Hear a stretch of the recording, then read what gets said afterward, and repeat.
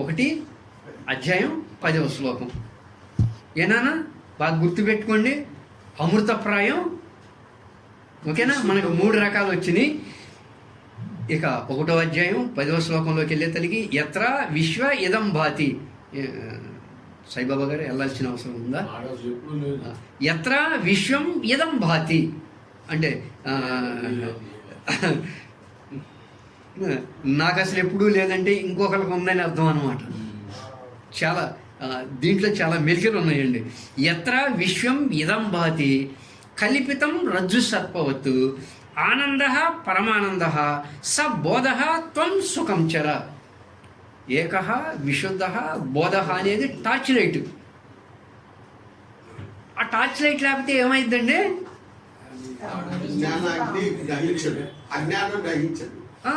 ఓకేనా సార్? ఒకసారి వేరే ఏం కాదండి, వేరే ఏం కాదు, మనం తెలుసుకుంటానికే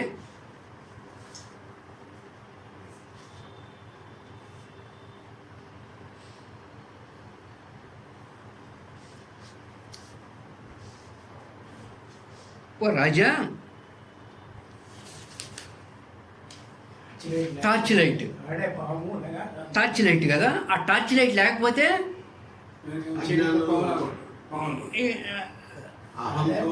ఓకేనా సార్? సాయిబాబా గారు ఈ టార్చ్ లైట్ మీరు కలిగి ఉన్నారా?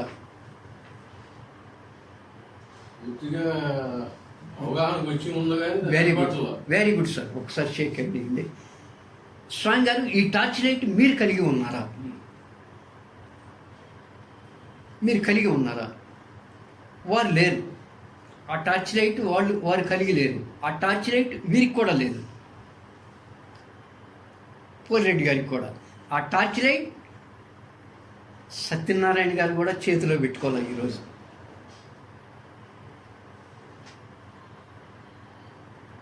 ఏమండి ఏమండి? ఆ టార్చ్ లైట్ ఉండాలి. ఆ టార్చ్ లైట్ లేకపోతే ఏమైద్ది? తాడును చూసి నువ్వు పాము అనుకుంటావు.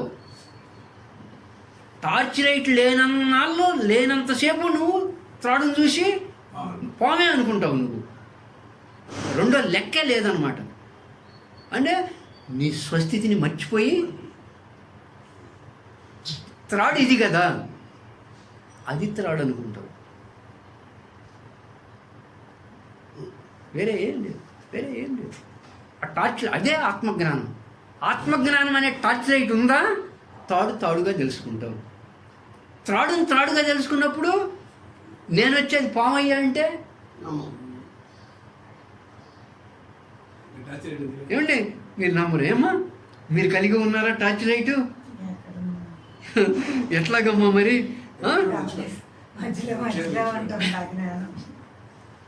ఎత్ర విశ్వం ఇదం భాతి, అక్కడికే వస్తున్నాడు అనమాట ఈయన. ఎత్ర విశ్వం ఇదం భాతి. ఓ జనక మహారాజా, ఆత్మస్వరూపుడు వగు నీ యందు నీ మనసు చేత కల్పించబడి ప్రపంచం భాషిస్తూ ఉన్నది. ఆత్మస్వరూపుడు అయినటువంటి నీ యందు, బాగా అర్థమవుతుందా సార్?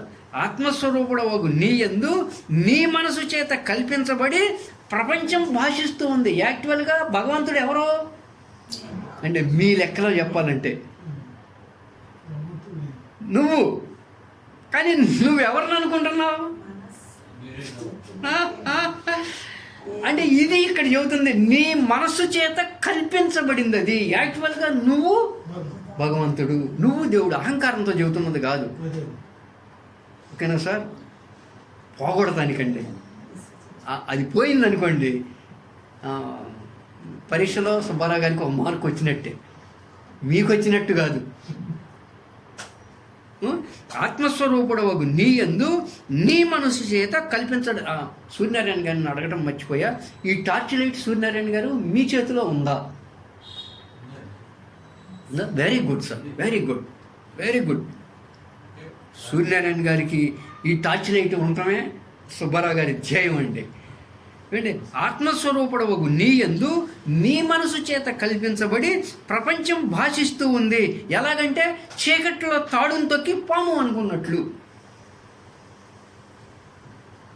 చీకట్లో తాడును తొక్కి పాము అనుకున్నట్లు అప్పుడే కనుక నీకు వెలుగు వస్తే, లక్ష్మీనారాయణ గారు చెప్పండి, చీకట్లో తాడును తొక్కి పాము అనుకున్నావు, వెలుగు వస్తే చైతన్యం వచ్చినట్టు మంచిది, వెలుగు వస్తే పోయింది, పాము భ్రాంతి పోయింది, తాడుగా తెలుసుకుంటావు. ఏమంటే అప్పుడే వెలుగు వస్తే ఆ వెలుగులో నీకు త్రాడు మాత్రమే కనపడితే, ఇక నీకు పాము కనపడ్డప్పుడేమో భయము ఆందోళన వేసినాయి చీకట్లో, వెలుగులో తాడును చూసినప్పుడేమో భయము ఆందోళన పోయినాయి. ఒక్క దెబ్బతో కొట్టేస్తున్నాడు. ఈ రజ్జు సర్ప న్యాయం గురించి కొన్ని రోజులు చెప్పేస్తారనమాట. ఏమండి అలాగే మన జీవితంలో కూడా మనకి సరి అయిన అవగాహన లేకపోతే, అంటే మన దగ్గర సరి అయిన బ్యాటరీ లైట్ లేకపోతే, బ్యాటరీ లైట్ ఏంది సార్? ఏంటి అది?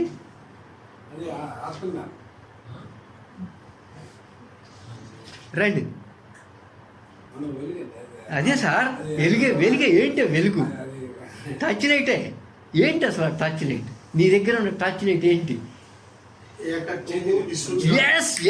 ఎస్ నేను ఏకత్వాన్ని అనుభూతి పొందేవాడిని, ఒక విశుద్ధ మనసు కలవాడిని, ఒక జ్ఞాన స్వరూపుణ్ణి. That is the battery light. అది ఆత్మజ్ఞానం. ఏమండి ఓకేనా? అంటే మన జీవితంలో కూడా మనకి బ్యాటరీ లైట్ సరి అయిన అవగాహన లేకపోతే మనం బాహ్య ప్రపంచ వస్తు విషయాలతో తాదాత్మ్యం చెందిపోతాం, దేహంతో తాదాత్మ్యం చెందిపోతాం, మనసు ఆలోచనలతో తాదాత్మ్యత చెందిపోతే మనసు కూడా వికల్పాలకి లోనవుతుంది. అంటే పాము అనుకుంటాం, వికల్పాలకు లోనవుతుంది, భయాందోళనకు గురి చేస్తుంది. అంటే ద్వంద్వాలతో ఒక నిరాశ నిస్పృహలకు లోనవుతాం, లోనైపోతాం. కానీ ఎప్పుడైతే టార్చ్ లైట్, ఏంటంటే టార్చ్ లైట్ అంటే వెరీ గుడ్, అంటే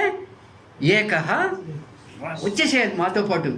నేను ఏకత్వాన్ని అనుభూతి పొంది నాకు రెండో వాళ్ళు కనపడతలేదు, నేను ఏకత్వాన్ని అనుభూతి పొందేవాడిని. ఏమంటే టార్చ్ లైట్, ఆత్మజ్ఞాన వెలుగు, విశుద్ధ బోధ. మీకు చివరి దాకా పనికొచ్చిద్దండి ఇది. ఈ విశుద్ధ బోధ 18వ అధ్యాయం దాకా రన్నింగ్ అవుతూ ఉంటుంది అనమాట.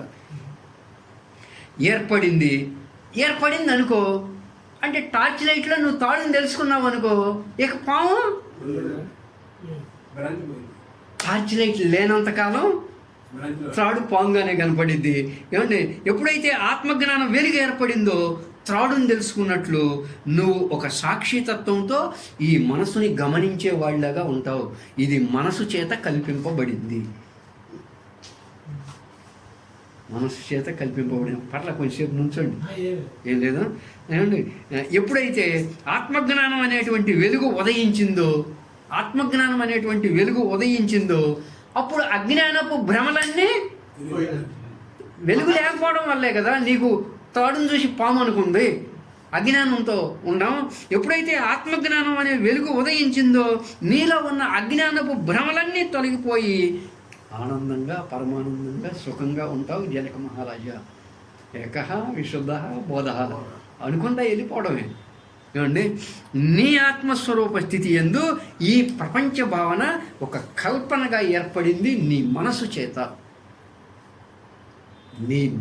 చేత కల్పనగా ఏర్పడింది. భిన్నత్వాన్ని దర్శించి అంటే వేరువేరుగా దర్శించి అందులోని ఏకత్వాన్ని తెలుసుకోకుండా, టార్చ్ లైట్ లేదు, భిన్నత్వాన్ని దర్శించి అందులోని ఏకత్వాన్ని తెలుసుకోకుండా, ఒక సమతని సాక్షితత్వాన్ని పొందకుండగా ఈ కల్పనామయ జగత్తులో పోలికలతో, అనుకరణలతో, పోటీ మనస్తత్వంతో నీ జీవితాన్ని అయోమయం పాలు చేసుకుంటున్నావు. నీ జీవితాన్ని అయోమయం పాలు చేసుకుంటున్నావు. ఏంటి? భిన్నత్వాన్ని దర్శించి అందులోని ఏకత్వాన్ని దర్శించకుండా. మీకు తెలిసిందండి ఇది ఎంతమందికి తెలిసి? ఇది ఒక అందరి అణువుల్లో ఉన్న, ఆయన అణువుల్లో ఉన్న చైతన్యము, నా అణువుల్లో ఉన్న చైతన్యం ఒకటేనండి. మీ పక్కనే ఎవరున్నారు అంటే చైతన్యమే ఉందని నేను చెబుతున్నాను, దాన్ని బట్టి అంటారు. అదే మీరు ఇంకొకరిని వెళ్ళి అడిగారు అనుకోండి, మీ పక్కన ఎవరున్నారు అంటే లక్ష్మీనారాయణ అని చెబుతాడు, లేకపోతే చైతన్యం అని చెబుతాడు. ఎట్లా చెబుతున్నావు అంటే నో ఆన్సర్. పాయింట్ అర్థమైందా? చైతన్యం అంటాడు లేదా ఆత్మస్వరూపం అంటాడు, ఎలా చెబుతున్నావు అంటే నో ఆన్సర్. ప్రాక్టికల్ లేదు. ఏమండి, భిన్నత్వాన్ని దర్శించి అందులోని ఏకత్వాన్ని తెలుసుకోకుండా, ఏకత్వం నుంచే భిన్నత్వం వచ్చిందని అనేది తెలుసుకోకుండా ఒక సమతని, అందరినీ ఒక సాక్షితత్వాన్ని పొందకుండగా ఈ కల్పనామయ జగత్తులో అనేక పోలికలతో సుబ్బారావు వెళ్తున్నాడు, నేను వెళ్తున్నా, పోలిరెడ్డి చేస్తున్నాడు, నేను చేస్తున్నా, పోలికలతో, అనుకరణలతో, పోటీ మనస్తత్వంతో నీ జీవితాన్ని అయోమయం పాలు చేసుకుంటున్నావు. నువ్వు ఎప్పుడైతే టార్చ్ లైట్ కలిగి ఉన్నావో, మళ్ళీ స్వామి గారు ఏంటి టార్చ్ లైట్? ఏకహ బోధ. నువ్వు ఎప్పుడైతే ఆత్మజ్ఞానాన్ని పొందేవా, టార్చ్ లైట్ కలిగి ఉన్నావో, అప్పుడు నీ జీవితం అంతా ఓ జనక మహారాజా ఆనందంగా పరమానందంగా ఉంటావు. ఎందుకుండవు? బోధ త్వం సుఖంచర. నువ్వప్పుడు ఒక జ్ఞానస్వరూపుడుగా సుఖంగా జీవిస్తావు. విభిన్నం కనపడతలేదు నీకు. ఎప్పుడైతే ఆ కల్పన పోతుందో, ఎప్పుడైతే పాము అన్నప్పుడు భయం, ఆందోళన రకరకాలవి ఉంటున్నాయి. ఎప్పుడైతే తాడును చూసావు పోలిరెడ్డి గారు, భయం లేదు, చెమటలు పడటం లేదు, ఏమీ లేదు. అలాగే ఎప్పుడైతే ఆ భ్రాంతి పోయిందో, ఆత్మజ్ఞానం అనేటువంటి టార్చ్ లైట్ చేత ఆ భ్రాంతి పోయిందో, నీకు భయం, నిరాశ, నిస్పృహలు అన్నీ పోతాయి, చెమటలు పడతాం. అంటే ద్వైత భావన పోతుంది.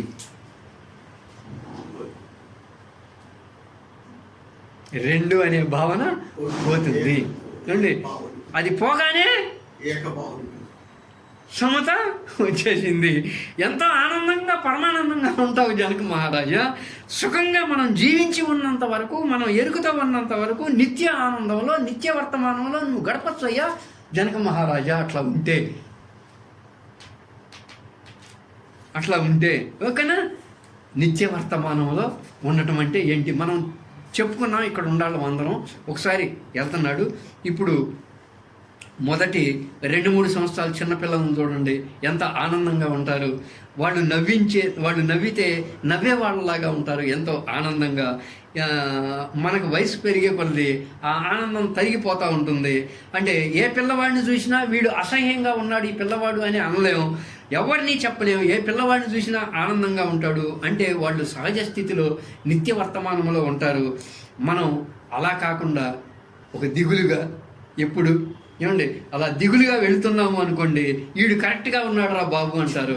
సంతోషంగా ఉన్నాము అంటే వీడికేదో పిచ్చి ముదిరిందిరా అంటారు. మనలా నీరసంగా ఉన్నాడురా అంటే కరెక్ట్గా. అయితే పిల్లలు ఎందుకు ఆనందంగా ఉంటున్నారు అంటే మనం ఆ స్థితిలో ఎందుకు ఉండలేకపోతున్నాము అంటే పిల్లలు నిత్య వర్తమానంలో ప్రతి క్షణాన్ని ఆస్వాదిస్తూ ఉంటారు. వాళ్ళకి గతపు ఆలోచనలు, భవిష్యత్ జ్ఞాపకాలు ఏమీ ఉండవు, భవిష్యత్ ఆశలు ఏమీ ఉండవు. 2 సంవత్సరాల పిల్లాడికి మనం ఎందుకు ఆ ఆనందాన్ని కోల్పోయాము అంటే మన మనసంతా గతపు ఆలోచనలు, జ్ఞాపకాలు. మీరు ధ్యానంలో కూర్చున్నా గతపు జ్ఞాపకమే వచ్చుద్ది.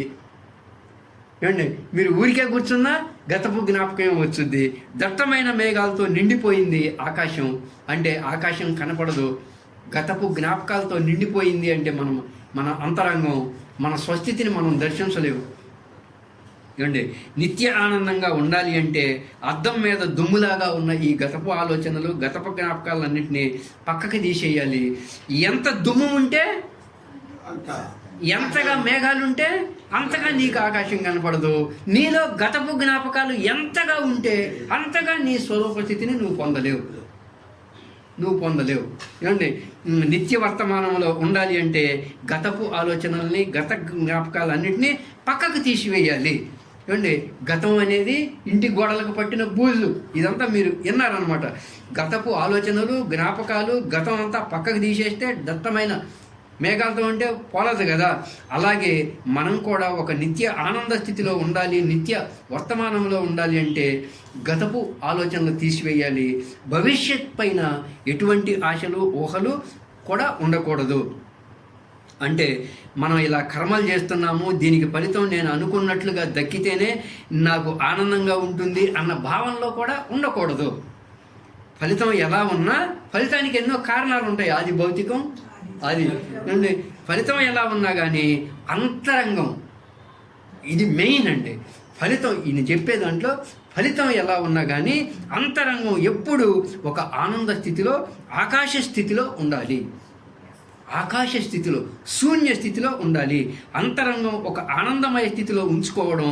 అలాగే ఫలితం ఎలా ఉన్నా కానీ మనం ప్రతి క్షణాన్ని ఆస్వాదిస్తూ వర్తమానంలో ఉంటూ మనం చేయదగిన కర్మలు చేయడం, అలా ఉంటేనే మనం ఒక నిత్య వర్తమానంలో ఉండగలుగుతాం. గతపు ఆలోచనలు, భవిష్యత్ ఆశలు ఎంతగా పక్కకు తీసేస్తే అంతగా మనం నిత్య ఆనందంగా ఉండగలుగుతాం. నెంబర్ 1. నెంబర్ 2, ఇలా ప్రతి సంఘటన వచ్చి వెళ్ళిపోయేది, ప్రతి సంఘటన, ప్రతి పరిస్థితి వచ్చి వెళ్ళిపోయేదే. ఇలా వచ్చి వెళ్ళిపోయే వాటిని వచ్చి వెళ్ళిపోయే వాటిలాగా గమనించడం నిత్య వర్తమానం. 2. 2 ప్రతి సంఘటన కూడా వచ్చి వెళ్ళిపోయేదే అన్నట్లు తీసుకోవాలి. అది వర్తమానంలో ఉండటం అంటే. కానీ మనం అలా తీసుకోం. మనం గతాన్ని వానీయం,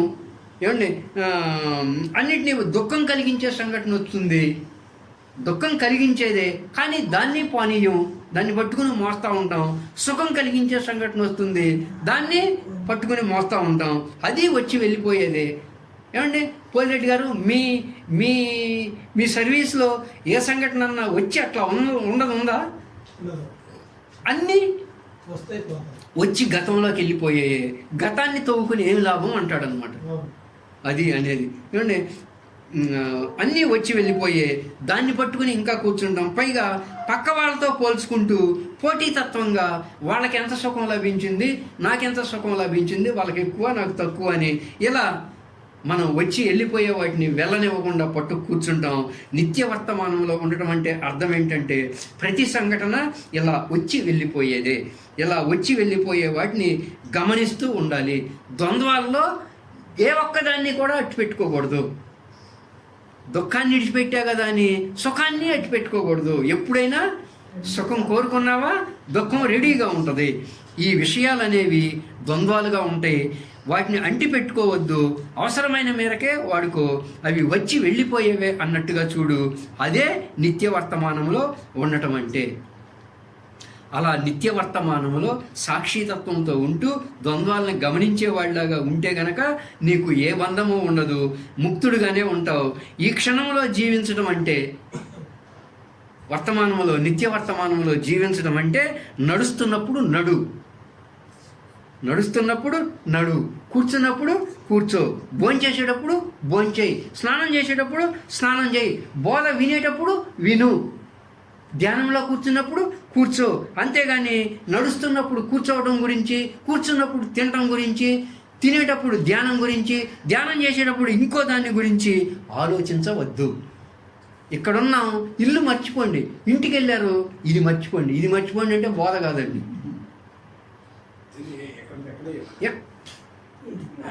నువ్వు నడుస్తున్నావు నడు, నడిచేటప్పుడు ఎవరినో చూసి వాడు కూర్చున్నట్టు నేను కూర్చోలేనే అని అనుకోమాక. నడుస్తున్నప్పుడు కూర్చోవడం దేని గురించి ఆలోచించమాక. ఇది సాధ్యమా? సాధ్యమా? ఇంకా ఎట్లా సాధ్యం?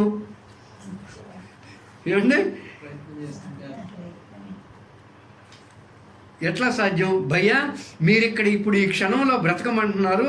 నిజానికి ఈ క్షణంలో ఎవడో బ్రతకడు. రేపటి గురించి ఏ ఆలోచన లేకుండా బ్రతకటం ఎవడి వల్ల కాదంటాడు ఒక ఫిలాసఫర్. దాన్ని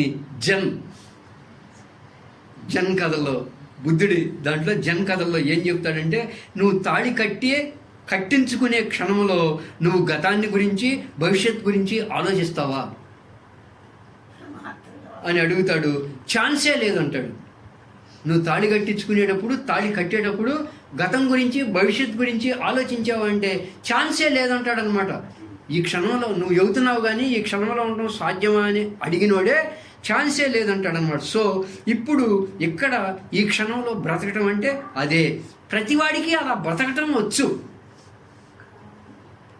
కానీ మనకి గతం గురించి చింతించి భవిష్యత్ గురించి బెంగపెట్టుకొని ఈ క్షణాన్ని కన్నీటితో కాలక్షేపం చేయటం బాగా అలవాటైపోయింది. కారణం ఏంటయ్యా అంటే నువ్వు వివాహ క్షణాన్ని ప్రేమిస్తున్నావు, ఈ క్షణాన్ని ప్రేమించటం లేదు, నీ జీవితాన్ని ప్రేమించటం లేదు. ఏమండి, జీవితాన్ని నువ్వు ప్రేమించడం తేడా చాలా చిన్నది. నువ్వు ఎప్పుడైతే నీ జీవితాన్ని ప్రేమిస్తావో, నీ జీవితాన్ని అంటే నా జీవితంలో నేను ఇలా ఉండాలి, నిత్య వర్తమానంలో ఉండాలి, అది సాధ్యమే అని అనుకున్నావంటే సాధ్యం కాని ఏమీ లేదు. దానికి రూట్ మనకు తెలియకపోవచ్చు. ఇప్పుడు మనసుని ఖాళీ చేసుకోవడం ఎలాగో 4 అడుగుల దూరంలో తలకాయ దించి నడవయ్యా అని ప్రాక్టికల్ నేర్చుకున్నాం. దానివల్ల కనీసం మనకు అందే సమాచారంలో 10% అన్నా ఆటోమేటికల్గా తొలగిపోయింది. ఆ విధానం తెలియకపోతే మనకి రూట్ తెలియనన్నాలో అమ్మో ఇది అసాధ్యం అనుకుంటున్నాం. రూట్లు తెలిస్తే సాధ్యమే అండి. అంటే నువ్వు ఎప్పుడైతే నీ జీవితాన్ని ప్రేమిస్తావో, నీ జీవితాన్ని ప్రేమించడం అంటే నేనెప్పుడు నా స్వస్థితిలో నేను ఉండాలి, అది నా జీవిత ధ్యేయం. నా స్వరూప స్థితిలో నేను ఉండాలి, అది నా జీవిత ధ్యేయం. నేను ఒక నిత్య ముక్త స్థితిలో ప్రతి క్షణం ఉండాలి, అది నా జీవిత ధ్యేయం. నేను ఒక నిత్య ధ్యాన స్థితిలో నిత్య ఆనందంగా నిత్య వర్తమానంగా ప్రతి క్షణం ఉండాలి, అది నా జీవిత ఆశయం. దాన్ని నువ్వు ప్రేమించావనుకో అండి, అది నీ జీవితాశయం అని దాన్ని నువ్వు ప్రేమించావనుకో, నువ్వు ప్రతి క్షణాన్ని పిండి చేసుకొని త్రాగగలవు, నో డౌట్ అంటాడు అన్నమాట. చేయగలవు నువ్వు. ఏమండి, రేపటి మోక్షం కోసం ముక్కు మూసుకొని తపస్సు చేయటం కాదు. ఆల్రెడీ నువ్వు ముక్తుడివే.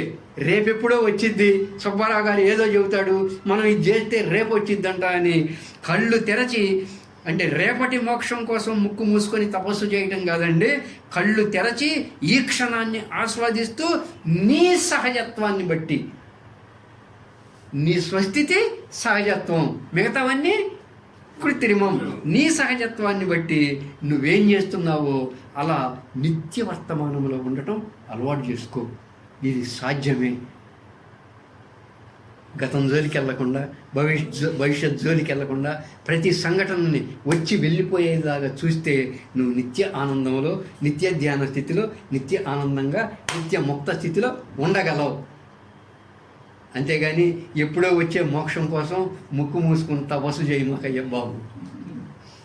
ఓకేనా సార్? మన అందరి మనోదేహాలకి అతీతంగా ఉన్నటువంటి ఆ విశ్వ చైతన్యానికి నమస్కారం చేస్తూ